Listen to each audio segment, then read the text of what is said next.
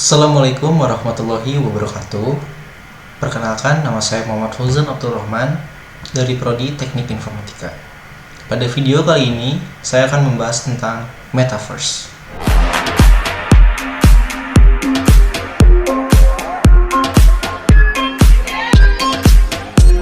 Oke, Metaverse. Kata-kata yang sering kali terdengar akhir-akhir ini tentunya bikin kita penasaran lah ya. Apa sih Metaverse itu? Jadi gini, kita mulai dari definisi Metaverse. Yang pertama, apa itu Metaverse? Jadi Metaverse itu terdiri dari dua kata. Yang pertama meta, yang berarti di luar atau lebih dari, dan kata universe, yang berarti semesta. Dan bila dua kata ini digabung, Metaverse akan memiliki definisi sebuah semesta yang melebihi dari semesta kita sekarang, atau bisa disebut juga sebagai dunia fiksi atau digital world. Lalu apa sih digital world itu? Digital world adalah sebuah dunia fiksi di mana kita bisa belajar, bekerja, bermain, dan juga bersosialisasi layaknya di dunia nyata. Jadi cuma beda tempatnya aja lah ya. Kalau yang satu nyata, yang satu fiksi. Nah, di sana kita bisa belajar, bermain, bekerja, dan juga bersosialisasi dengan pengguna Metaverse yang lain di tempat-tempat yang ada di Metaverse. Yang jadi pertanyaan adalah, apakah worth untuk kita menjadi tuan tanah di Metaverse? Jawabannya adalah iya. Karena nantinya akan ada banyak pengguna yang memasuki Metaverse. Dan perusahaan besar tidak akan segan untuk memasang iklan di sana yang bertujuan untuk mempromosikan produknya. Dan jika kita menjadi tuan tanah di Metaverse dan menyewakan tanah kita kepada brand-brand besar untuk mempromosikan produknya, itu akan sangat menguntungkan. Selain itu, kita juga bisa menggunakan tanah digital di Metaverse kita itu untuk membangun tempat-tempat menarik seperti sekolah, taman, universitas, ataupun tempat-tempat sejarah dan tempat-tempat bermain. Lalu apa sih komponen pendukung untuk Metaverse ini? Yang pertama, jelas internet yang cepat. Saat ini dunia sedang mengembangkan sebuah teknologi yang bernama 5G yang sudah bisa digunakan di beberapa negara. Yang kedua ada virtual reality atau VR.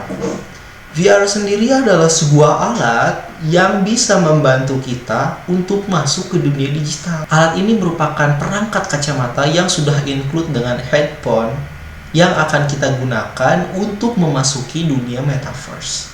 Yang ketiga ada augmented reality atau AR. Nah, kebalikannya dari VR yang membawa kita dari dunia nyata ke dunia virtual, teknologi AR atau augmented reality ini akan membawa komponen dari dunia digital atau dunia virtual ke dunia nyata. Contohnya adalah filter Instagram. Dan yang terakhir ada cryptocurrency. Tentu saja, Metaverse membutuhkan cryptocurrency atau uang digital sebagai nilai tukar untuk transaksi barang digital. Selain itu, kita juga bisa melihat Metaverse ini sebagai ide bisnis. Yang pertama itu kita sebagai NFT artist. Dalam Metaverse sendiri kita bisa membuat sebuah karya digital yang berupa foto, video, ataupun GIF yang bisa kita jual di forum-forum ternama seperti Reddit. Yang kedua, kita bisa meluncurkan aplikasi NFT. Di sana juga kita bisa membuat aplikasi NFT dan juga memperjualbelikannya seperti NFT artis tadi. Dan yang ketiga adalah kursus NFT. Kursus NFT nanti akan ramai di mana kita bisa membantu pendatang baru di Metaverse untuk mempelajari NFT. Kemudian, apa sih NFT itu? Jadi NFT atau non-fungible token merupakan aset digital yang terdapat pada blockchain. Jadi blockchain sendiri berfungsi sebagai perpustakaan publik di mana semua orang bisa memeriksa dan memverifikasi keaslian dari aset yang mereka miliki dan juga kepemilikannya. Seperti mengecek keaslian surat dokumen tanah kalau di dunia nyatanya kayak gitu. Nah, kemudian di Metaverse sendiri bakal ada beberapa profesi yang bisa dijalani. Yang pertama adalah metaverse cyber security. Di kehidupan dunia maya juga memerlukan sistem keamanan dong ya, yang melindungi para penggunanya atau user, termasuk perusahaan-perusahaan. Inilah mengapa profesi cyber security dibutuhkan di masa mendatang. Kita akan bisa menyusun cara untuk memblokir serangan-serangan secara real time, serta memastikan bahwa undang-undang dan protokol keamanan bagi dunia maya bisa dipertimbangkan, ditingkatkan, maupun diciptakan. Kemudian ada construction engineer. Sama seperti dunia nyata yang memerlukan profesi konstruksi untuk merancang dan membangun bangunan, metaverse juga membutuhkannya. Profesi ini akan menyusun pola dunia metaverse dari segi desain, bentuk, proses pembuatan, dan pengembangan hingga selesai. Kemudian ada metaverse storyteller.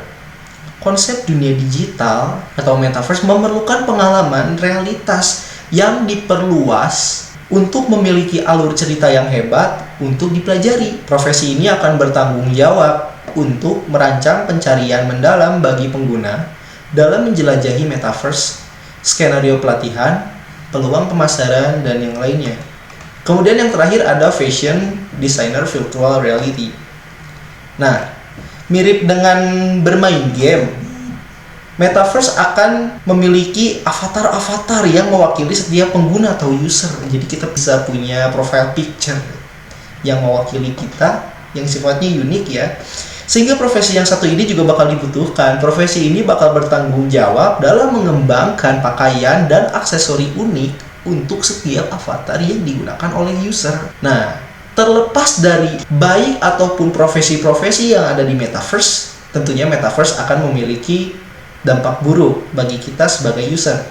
Yang pertama adalah ancaman hacking. Tetap aja bakal ada serangan-serangan yang mengatasnamakan dirinya untuk menipu orang lain. Akan ada akun yang berpura-pura menjadi seseorang, kemudian bisa saja menjadi penipu. Itu yang berbahaya. Itu yang pertama. Yang kedua adalah lupa akan dunia nyata, atau dia terlalu nyaman main di metaverse. Nah, sikap terlalu nyaman di internet ini sangat berbahaya karena keasikan di dunia metaverse membuat fisik seseorang tidak melakukan aktivitas apapun yang berpotensi untuk mengalami gangguan kesehatan. Dan yang terakhir adalah pelecehan. Berbeda dengan pelecehan di dunia nyata, pelecehan di dunia metaverse ini tidak akan secara fisik ya, tetapi bisa saja menggunakan lisan gitu. Jadi itulah tadi pengertian metaverse, profesi-profesi yang ada di metaverse, dan juga dampak buruk dari metaverse itu sendiri. Sekian dari saya, mohon maaf bila ada kesalahan. Wabillahi taufiq wal hidayah. Assalamualaikum warahmatullahi wabarakatuh.